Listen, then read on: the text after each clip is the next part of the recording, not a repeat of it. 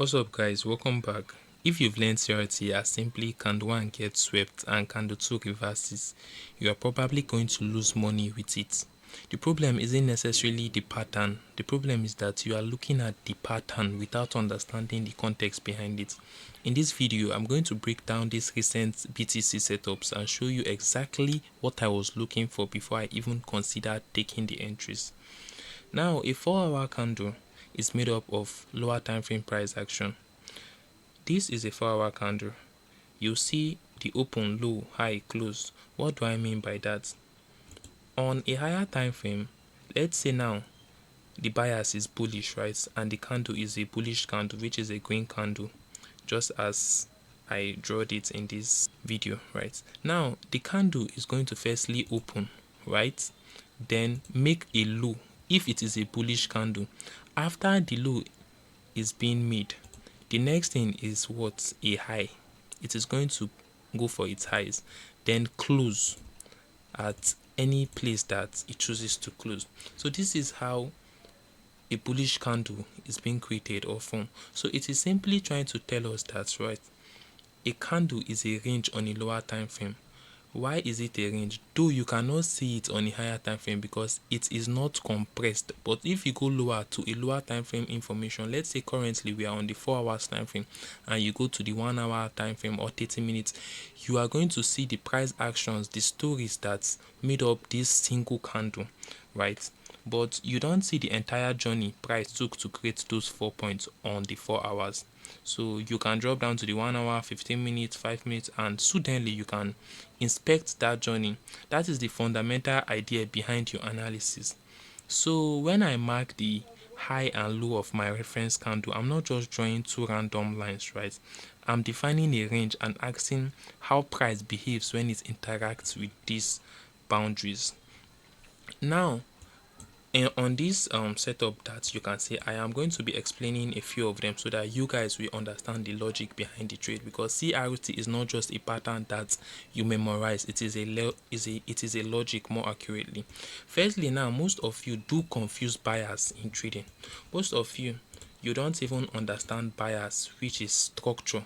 You don't understand what structure is trying to tell you. You just enter trade at random points and just expect the market to give you what you are looking for, and when the trade go against you, you will be angry or maybe pissed off based on that aspect. So now firstly, before I did any of this, if you notice at my time frame bar, the highest I do use is the 3 months, but I will not be using that for now because I don't want to overcomplicate things. Let us start with the daily. What I did was I went higher to a daily time frame for me to be able to see clearly what price was doing. You can see the buy initially started from here, but I'm not going to be explaining every single thing, right? Because this video is just a few minutes video. Now what I did was, instead of me to start using the daily time frame to mark my open, high, low, close candle, which is this now, this is the low, right? This right here is the open of this bullish candle, right? This right here, what is the open? So let me mark it as open. You can see. Then where is the low? The low is just beneath it. This is the low right here. Let me zoom so that you'll be able to see it clearly. This is the low. A bullish candle firstly open before it creates its low, right? And where is the high? This right here is the high of the candle. And where did it finally close? You can see that clearly without me even telling you. By you watching this video, it's closed at the body. This is the body and this is the close of this candle, which is the close of this higher time frame daily candle. Now what I'm simply trying to say is, if you can identify this on a higher time frame, you can see that okay, the structures is bullish, right? Your bias is bullish and price is making consecutive bullish candles with a big and strong momentum. You can see 1, 2, 3, there is no bearish candle. You can see that okay, the bulls are active, which is the buyers are active. Now I just went lower to a 4 hours time frame. Now on a 4 hour time frame, this might trick you a little because I am going to explain two logic for you guys, both the reversal and the entry for now. Now what I use in this particular aspect, because in a 4 hour time frame, right, 4 hour time frame, how many candles in a day can we have in 4 hours time frame? 4 times 2 should be 8, times 3 should be 12. That means we have 6 4 hours in 24 hours. So what I'm basically trying to tell you is that you have 6 entry opportunities with this strategy in a day, if you don't want to use the daily and you want to go with the 4 hour time frame. So that was how I was able to catch most of these moves here. Now what did I do? Firstly, this is a 3 candle model, right? This is a reversal entry. And what do I mean by reversal entry? If you want to catch a reversal entry like this, it is a 3 candle formation, basically CRT. CRT simply means candle range theory. I believe most of you already know that. So with that being said, this is a 3 candle formation in the sense that the first candle, right, you will either mark the high or low of the candle. Let's say this is the first candle. Now this is the high or low, this is the high and this is the low. Now the next thing that we want to say is price is for price to rate either the high or the low of this candle. Now what happened here was that price rated the low of the candle, not with a body. Mind you, if it closed with a body, this is being considered as a structural break, right? It is being considered as a what? Structural break. It is not a liquidity sweep or a CRT model. This is being considered as a structural break. You want to see price reject that low with a wick, something like this. You can see now with this rejection being done, now this cannot be green, it should be, let me use red so that it will not confuse you guys. Now with this being done, what will you be looking for? Nothing else than for price to take out this external liquidity. But if you are just going around in the chart be looking for these setups, you might get it wrong. So how can you get it right? Firstly, now this is where directional buyers come in. Firstly, identify the buyers of the market. Then the second part that you want to do is make sure that price is at a key level zone. Let's say now we had a supply around here. Let me reduce the opacity of this color. I notice it's too thick. Then maybe change it to ash. Let's say we have a supply zone around here, right? And price came back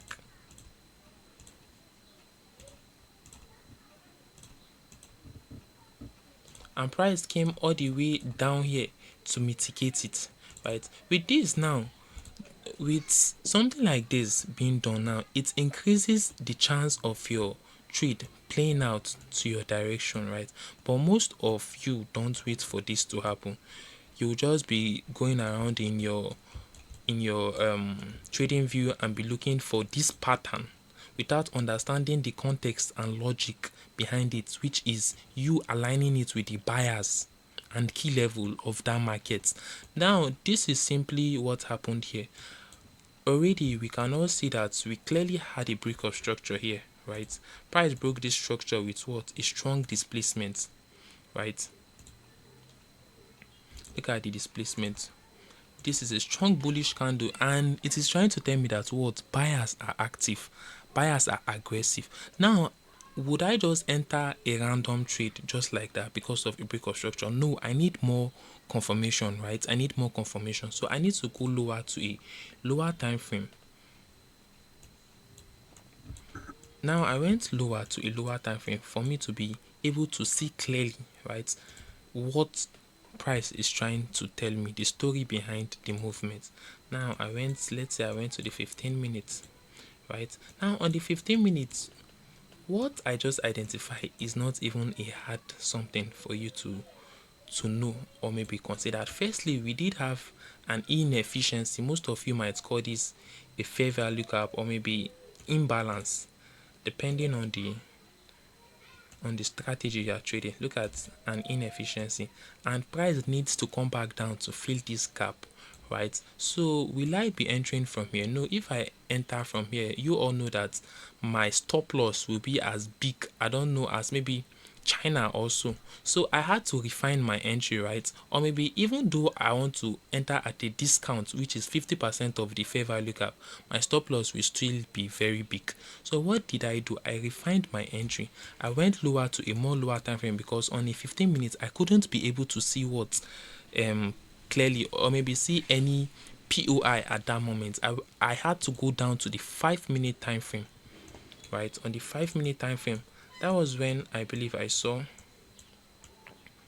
where was I even explaining? I believe I've, let me see, it should be up here. Yeah, at the 5-minute time frame, that was when I was able to see the structure clearly and be able to observe that, okay, after this sweep of liquidity, right, then price broke what? Price gave us a structural break, which validates my entry, right? Secondly, we have what? An order block. This is the first order block, and most of you might not notice this, but this is a valid break of structure. And price also swept what? Liquidity on a lower time frame. Let me zoom in more better. You can see this right here is the liquidity that price swept and mitigated this first zone here. On the 3-minute time frame, you will be able to see it more better. Now, where is the second zone? And price broke this right here is a minor break, right? This is the a major break. Now, what next do I want to see after this break of structure is what? Liquidity. It's either I spot it or me myself is the liquidity, and clearly you can see we have what? Liquidity within our point of interest, and you can see how I entered at what? The order block that price created, right? Now these strategies have point of interest, and the point of interest are, the first one is fair value gap, right? Order blocks, breaker blocks, and mitigation block. But I hardly use mitigation block. It's only the first three that I do use, and mostly I do use fair value gaps for entry. So this was how I got my first entry, right?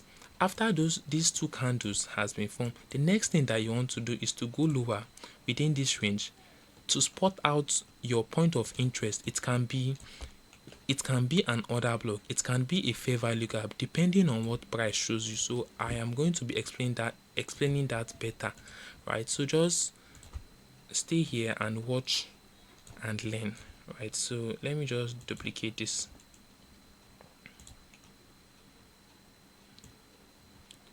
Yeah, so something like this, and price took out what's the high, and you had what? Your entry. Let's say you entered here and you targeted the high. Most of you might want to put your stop loss just below here, but it depends. For the safe place to set it, right, is below what?